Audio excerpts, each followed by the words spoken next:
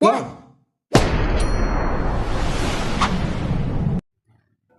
Hi, hello to everyone guys. So, for today's video guys, share ko lang guys ang aking nabili sa TikTok. Ayan.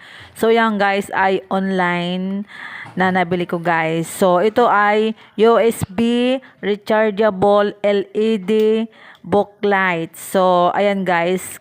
So, kailangan yan guys ng anak ko dahil nga pinababasa ko siya guys ng books or libro guys.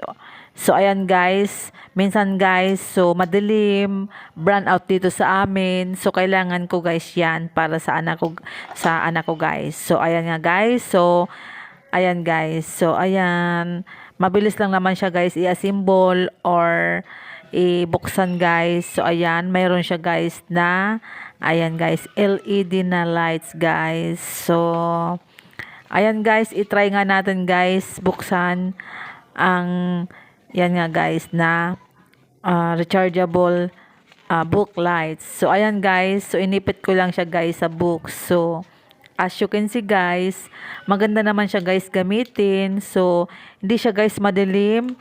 Ayan, so maganda siya guys gamitin guys. So that's it guys for today's video. See you on my next video guys. Thank you for watching. God bless.